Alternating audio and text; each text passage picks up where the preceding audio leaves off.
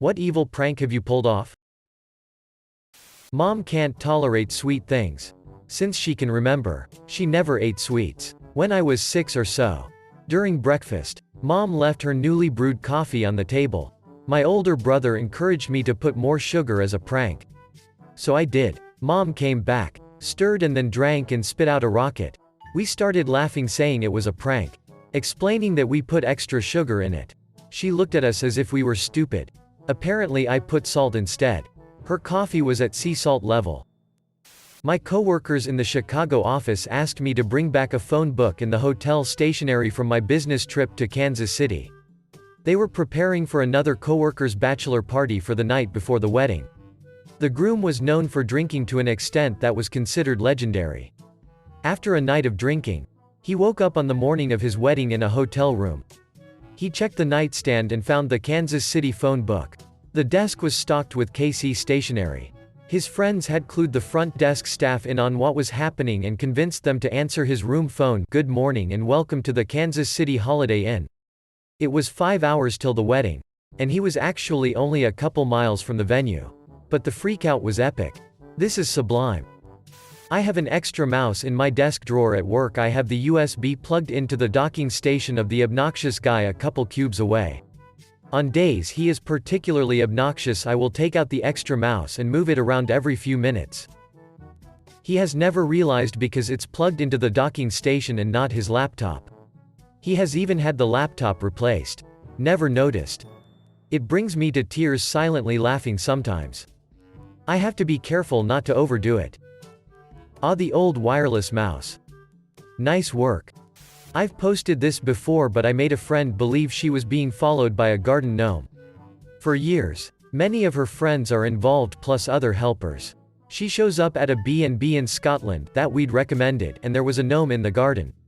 And it looked exactly like the gnome that had briefly turned up in her yard. Then she saw it on her way to work. Then in Provence and Germany. It really did look like the same gnome. It was. Gradually over the course of 2 weeks moved my coworkers' monitors closer to the front edge of the desk. Like 1/4 per move. Until they were so close the keyboard barely fit. Stupid small desk, she grumbled. Near the end, I then moved them back. Just as slowly. Over a few weeks, she never caught on. Michael. I used to work for a cruise line. A passenger asked if the crew lives on the ship full time. I and my coworker explained that no. The crew leaves every night to fly back to Miami and then returns each morning. She walked away satisfied. After that cruise was over, our manager was sharing the passenger evaluations with us and was confused about one in particular. It was a woman who had stayed on deck 14 and had complained that she couldn't sleep at night because of the noise of the crew helicopter. Fact 1-to-1. 200 crew do not leave every night but do live on the ship. Fact 2. That ship didn't even have a helipad. Question: WTF was she hearing every night? Someone in the next cabin using helicopter sounds as ambient noise to sleep. People in school used to always take my Gatorade. So I took an empty bottle, filled it with dyed salt water, and let them take my drink. Not gonna lie. It was hilarious watching one person to spit salt water in the middle of class only for their unbelieving friend to do the same. Picked out every last marshmallow from my sister's box of Lucky Charms. Then took a photo of me eating a bowl of Just Charms. Printed it, and put in the bottom of the bag. I then sealed the bag back up. Hot glued the box and back in the pantry it went. This isn't a prank, this is the work of Satan. It's tragically delicious. I lived in Korea for a bit. When my mom came to visit, I told my Korean girlfriend it was an American custom to greet older women by touching elbows. I told my mom the same story about Korean customs. It was a thing of beauty. They were not pleased. In India we touch the feet of our elders to get their blessings. I wonder if someone is pranking us since the last 5,000 years. That cheeky motherfucker. If Hindus reincarnate, chances are he pranked himself.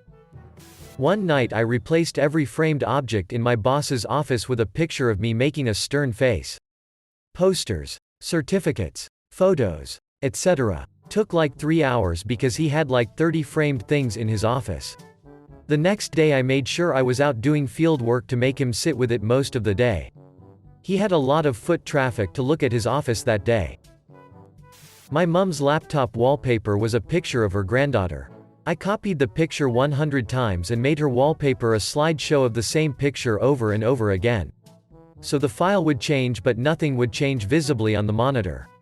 The pictures would change every 10 seconds. On one of the images I painted a tiny little curly mustache on her. So randomly for 10 seconds my niece would have a mustache. My mom thought she was either losing her mind or had a computer virus, and every time the mustache popped up, it was gone by the time she tried to show anyone. I did something similar to a college friend. I replaced a single system sound file, the click for the mouse, with a 5-minute version. It started off identical, followed by 4 minutes and 50 seconds of silence. But at the end, it had me screaming. Now if another system sound would play, it stopped playing the previous sound. So he would use his computer. And then when he would walk away, it might scream 5 minutes later. I remember it like it was yesterday. At summer camp, my cabin's leaders found a little snake that wasn't doing so well, so they decided to put it in an old terrarium in our cabin. A few of the guys were nervous about it. So the next day when the leaders decided the snake was well enough to release, I asked that they keep quiet about releasing it. When the other guys got back to the cabin and found no snake in the terrarium, chaos ensued. 1 year. My sister had to move back into my parents' house. I was like 15. She was a little older. Mid-20s. April Fool's comes. And I know my sister woke up at like 6 a.m. So I took out the light in the kitchen, put Vaseline all on the refrigerator handle, and put a rubber band around the water gun on the sink. I waited for her to go in the kitchen. I was in my room pretending to be asleep. And all I heard was "shush tea," followed by a "shush tea," followed by her screaming my name and waking up my parents. My parents were not happy. Floor was soaked with water. And it woke both of them up. I'd do it again though. Welded a coworker's boot to the floor. He had worn out the toe caps on his steel-toed boots. While he was making a weld kneeling inside a large piece of equipment on steel, I put a small tack weld on his boot so he had trouble breaking it loose and getting up. I was 9. My dad just had hernia surgery the day prior and was recuperating on the couch. Before I left for school, I put the Martha Stewart channel on and left the remote just beyond his reach. He spent 8 hours learning how to arrange pillows on a bed. He exacted his revenge 15 years later. I'd just had my emergency C-section and he put Frozen on and left it on a loop while the entire family left for the mall and left the remote just out of my reach. Revenge is indeed a dish best served cold. Wow, he really didn't let it go after all those years. One that was played on me. I took my SATs, college entrance exams. For those outside the US, on April 1st. Should have known, right? But apparently, I'm not that smart. That night I went out with a group of friends. And when I got home my mom met me with a serious look on her face. She told me that the testing committee had called. That there had been an error and all test papers from that day were lost. Everyone was being contacted to schedule a date to retake the exam. She totally sold it. Face, reactions, everything. I bought it hook, line, and sinker. And she let me believe it until lunchtime the next day. My mom is a diabolical person. The fact that she let you believe it until the next day is evil law. I got pranked. Does that count? Was at a house party at my then girlfriend's place. She knew me really well and knew that I've got a fairly competitive spirit. The place is really dark. She turns to me in the dim light and says, "My name, I bet you can't fit an orange in your mouth and eat it all in one bite." He wasn't about to say no to a challenge, so I took her up on it. Only it wasn't an orange that she'd peeled but a lemon. Dude was harassing my ex because he used to have her cell phone number. Was being a real F-king creep. Anyways, I created an email address. Signed up to Kijiji and placed an ad offering an 80 feet 3D TV for free with some excuse about a bad breakup and not wanting her to get it. I asked people to only text or call. I then went to bed and forgot all about it until the next day at work I get a text from my ex asking if I had done something on Kijiji. The dude was begging her to take the ad down and apologizing. I checked the email and there were 5 pages of responses even though I had told them not to email but to call or text. Dude's phone must have been ringing constantly. I took the ad down and she never heard from him again. Bought a new TV after saving up for a couple months. Next day I played a video on the TV to make it look like it fell and was broken, cracked. And my housemates all individually fell for it, delighted with myself. My friend was the kind of dude who, when he got a few beers in him, would go into 30-minute monologues about how bad the prequel trilogies were. He had 3 impressionable young sons. I bought them all of the Gungan Star Wars action figures. They became their favorite toys to play with. One summer in college, I worked in the registrar's office, registering all the incoming freshmen. A professor who was a mentor to me was teaching freshman seminar and asked me to handpick a class for her. Straight A students. High SATs. Whatever. So I did. 15 students. All named Sarah.